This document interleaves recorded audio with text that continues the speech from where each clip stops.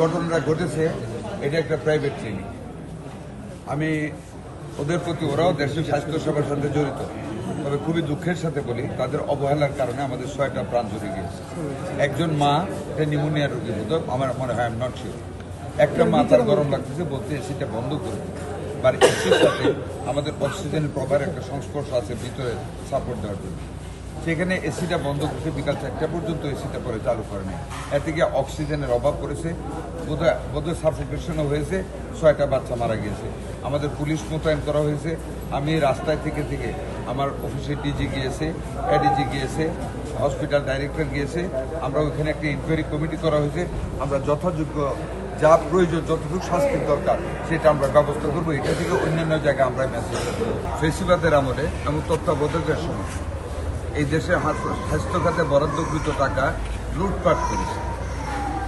UNICEF, Gabby, আপনার এডিবির পক্ষ থেকে বারবার 5বার তারা রিকোয়েস্ট করার সত্ত্বেও প্রাইভেট লোকদের কাছে সেই হামের টিকা সহ অন্যান্য টিকা কিনে ব্যক্তিগতভাবে লাভবান হওয়ার জন্য তারা আন্তর্জাতিক পর্যায়ে টিকা কালেক্ট করতে যায় না। এটা একটা প্রবলেম। তাই আজ শুধু আমি নই, সবাই জানে সাদার আরেক নাম ফার্স্ট ওয়াশ ডিটারজেন্ট পাউডার। যেসব মেশিন ইম্পোর্ট করলে টাকা মারা যাবে বেশি, এরকম বহু রেডিওথেরাপির মেশিন কিনে বিভিন্ন জায়গায় ফেলে রেখেছে, এগুলো অবসলিট হয়ে গেছে। আমরা একটা অত্যন্ত বিপজ্জনক এবং অত্যন্ত সীমাবদ্ধতার ভিতরে আমরা একটা ক্ষমতা গ্রহণ করেছি। আমাদের কাছে কোনো অর্থ প্রয়োজন ছিল না যে আমরা রাতারাতি কিছু করতে পারি। এর মধ্যে মিজেল অ্যাটাক করেছে আমাদের।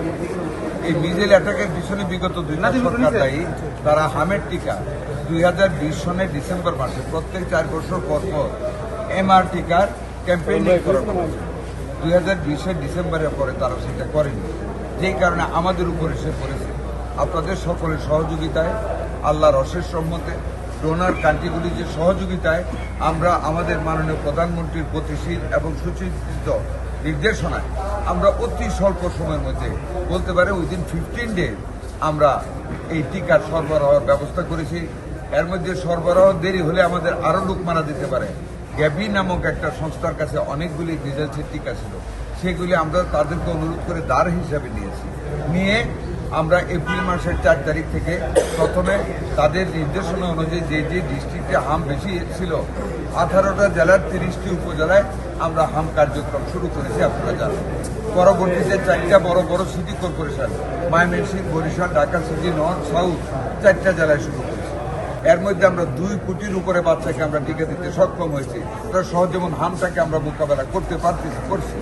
ডেঙ্গুর জন্য আমরা প্রিপারেশন নিচ্ছি। এর মধ্যে আমরা 1 লক্ষের উপরে ডেঙ্গুর স্যালাইন অলরেডি আমরা স্টক করে ফেলেছি, যাতে করে ডেঙ্গু যদি একবারে হানা দেয় আমরা যাতে স্যালাইন মিট করতে পারি। এটাও আমরা করেছি। জনবলের ঘাটতি আছে। আপনারা নিশ্চয়ই শুনেছেন, আমাদের মাননীয় প্রধানমন্ত্রী বলেছেন আমরা জুলাইয়ের পর থেকে 1 লক্ষ স্বাস্থ্যকর্মী নিয়োগ করতে যাচ্ছি। তার মধ্যে 80% হবে মহিলা। হাসপাতালগুলি, অনেক হাসপাতাল 70-100 বছর রয়েছে, এগুলিকে আমরা নতুনভাবে আমরা প্রকল্প নিচ্ছি। ইনশাল্লাহ এইবারের বাজেটে আমাদের মাননীয় প্রধানমন্ত্রী দেশের স্বাস্থ্যসেবার খাতে 2য় বৃহত্তম বাজেট আমাদেরকে দিচ্ছে। ইনশাল্লাহ ফ্রম দ্য ডে 1 জুলাইয়ের 1 তারিখ থেকে আমরা সকল হাসপাতালে, যেমন এখানে ডায়ালিসিস মেশিন কম, এইগুলি সহ আমরা সকল অ্যামিনিটি সকল হাসপাতালে আমরা সরবরাহ দেওয়ার জন্য আমরা চেষ্টা অব্যাহত রাখবো ইনশাল্লাহ।